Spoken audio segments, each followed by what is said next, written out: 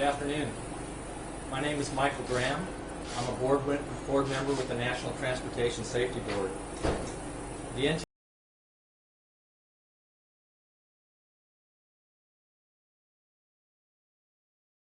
significant accidents in the other modes of transportation.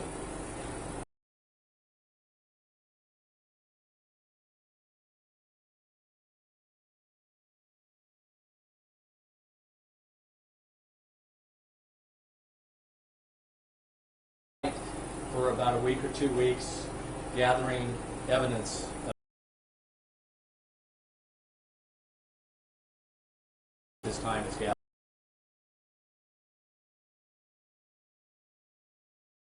Central Daylight Time and MD-87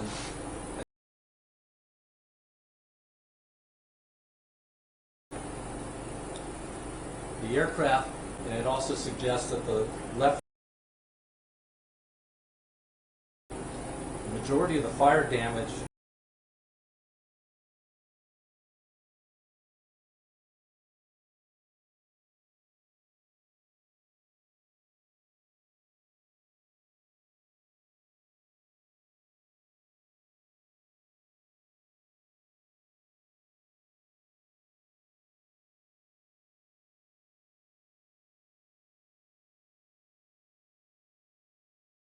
minor injuries and no fatalities.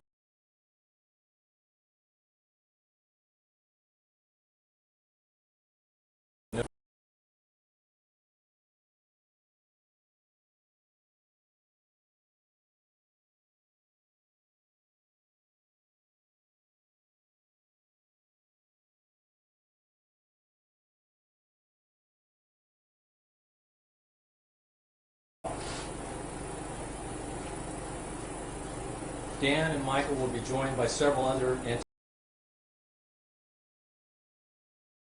in the following areas, including airworthiness, power plants and engines, survival factors, operational factors and human performance, survival factors, maintenance records, air traffic control, and recorders. The NTSB arrived on scene early this morning and examined the site of the wreckage and the debris path just north of the airport perimeter fence. Currently, investigators have begun interviewing crew members, passengers, and witnesses to the accident. The team is just starting to document the ground scars off the paved surface north of the airport runway and in the final resting place of the aircraft. The team is also examining the conditions of the engines, and we've also secured our first batch of maintenance records for the aircraft. Black boxes or recorders. The NTSB has secured the cockpit voice recorder and the flight data recorder, and they are currently en route to Washington, D.C. to be downloaded. We do note that both the recorders had suffered heavy fire damage. At this time, parties to the investigation include the Boeing Company, which is the manufacturer of the aircraft, Pratt & Whitney, the manufacturer of the engines, the Federal Aviation Administration, and as the investigation continues, other parties may be named. We'd like to ask if anybody in the public has any photos or videos of the accident. You can share them with us by sending them to witness@ntsb.gov. Again, that's witness@ntsb.gov. We will provide further updates as they become available, and you can follow the NTSB on Twitter at NTSB_newsroom. Again, that's at NTSB_newsroom. I will take some questions now. I ask that you raise your hands when I call on you. Please state your name and your affiliation. Yes, sir. My name is Devin Clark, reporter for KPRC2 News in Houston. I know that the investigation just began and you all have a lot to look through, but are there any preliminary indicators of why this plane veered off and struck the fence and then the trees?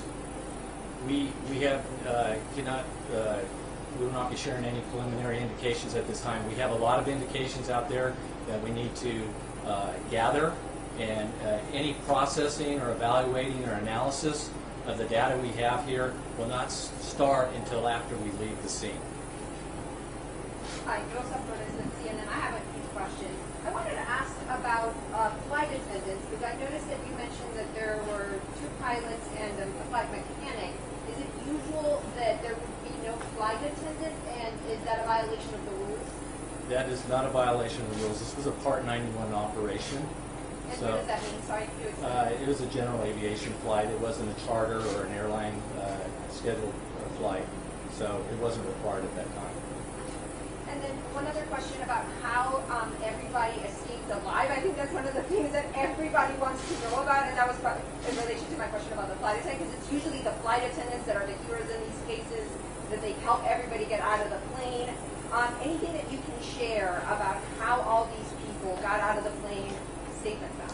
At this time, we don't know that at this time. That's what we're investigating here. We want to know ourselves. We have a group of survival factor experts here that want to know that, because obviously it's a big deal that we had no fatalities, and we want to know why. So if something like this happens again, we hopefully have the recommendations in place to prevent it from being a fatality accident. Are you able to share the size Give somebody else. deployed or something? Okay, good. Give somebody else a chance. Hi, I'm Dominique Keith with Fox 26 News. And we know the plane took down some power lines and a couple thousand people were without power. Did the plane, the power lines first or the fence first? And I'm also wondering if we can get a copy of the flight manifest. Okay, there's a lot in that question there, and let me repeat. You're wondering about when the aircraft struck the power lines, and then a copy of the flight manifest. Well, first of all, we do not release flight manifests. That's not what we do at the NTSB. Second of all, the aircraft departed through the airport perimeter fence, across the road. There was another fence that was below the power lines, went through there, took out the power lines between 2 power poles, and came to rest north of that site. We're documenting that scene at this time.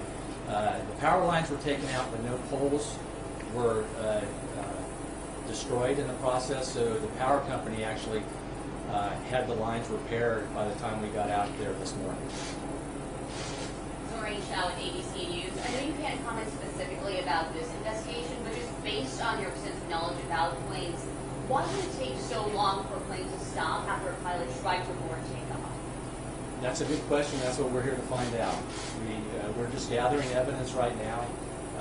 We haven't even walked the runway and looked at the tire marks that are on the runway, and we haven't even finished documenting the wheel marks after the aircraft had left the surface. So we have a lot of questions ourselves at this time, and that's why we're here. And I know you said the majority of the fire started after people evacuated, which indicates to me some of the fire started when they were still in the plane. Were they evacuating a smoke-filled jet or fiery jet? Would that be accurate to say? We don't know that at this time, and that's why we're doing interviews with the passengers starting today already. Pooja Lodia with ABC out of Houston. My question is, could you describe what the wreckage looks like? I mean, I know you said even the black box recordings could be, they are very damaged right now. Y'all are hoping to get something out of it. What does it look like on there? Sure. The question is, what does the wreckage look like out there? There actually isn't a lot of wreckage out there. The main fuselage is pretty much burnt all the way to the ground and has collapsed upon itself. About the only thing that's left is the tail section of the aircraft, so the vertical tail, the rudder, the horizontal stabilizer, the elevators there, and the aircraft engines are still hanging on the aft section of the tail, and that's about it. There's a debris field after the aircraft had departed through the fences, and there's debris all through there that we'll be documenting. I already asked you a question right there. David Gonzalez from K-Tree here in Houston. What can you tell us about previous safety records, maintenance records on this aircraft? That's some of the question is what can we tell you about the previous maintenance records or any information on the aircraft? That's currently what we're doing right now. We have a team that's going into that is trying to get all the maintenance records on the aircraft, and we're looking at the history of the aircraft and the operation at this time. But we have none of that information to be released at this time. So, somebody else. Doug Beckley with Houston Chronicle. You said that one of the things that you have not yet done is walk the runway Right. to see that there were tire marks. Is that to say that there were tire marks caused by this? Well, we haven't had a chance to do our survey of the runway yet. We have seen pictures of tire marks that looked as if they coincide with where the aircraft left the runway, and then we definitely have wheel marks in the grass north of there. But yet we have not had a chance to document that and look that Does over. that imply that they're braking? That they're attempting to brake, or is that? That's part of the investigation we're going into. We don't know at this time, and that's what we're here to determine. Okay, we'll go back around here. Devin Clark again with KPRC2 News. We saw a video that appears to show a puff of smoke leaving the engine right before it started to really taxi down the runway. Is that normal for engines and these types of planes to blow out puffs of smoke? I know you can't comment specifically, but do these engines blow out puffs of smoke like that? The question is basically that there was supposedly some video of a puff of smoke coming from one of the engines on takeoff. We have heard that. We have not seen the video ourselves yet, but that's obviously something that we're interested in. Yes, Mary Mercado with ABC News. Can you speak to who sustained the injuries? Was it crew? Was it passengers? Can you let us know any more about that? Okay, the question is about the status of injuries to any crew members or passenger on board. We have no status on that. We wouldn't be releasing anything like that as far as the NTSB goes, but we have no information on Do you that. have the nature of what the injuries were? I do not. I do not know the natures of the injuries. So. Valerie, Fox 26, do you have any indication on how much the plane weighed and if it was overweight trying to take off Mexico? The question is, do we know the aircraft weight, if it was overweight or what? At this point, we don't have any information on that. That's information we're trying to find out at this time. Take two Juan more Carlos questions. Juan Carlos from Telemundo Houston. I wanted to know, do you have maybe an estimate of the time, the minutes that passed between the crash and the people getting out of that? Just your personal thoughts on this whole thing, your first thoughts just seeing this. I think everybody keeps using the word miracle.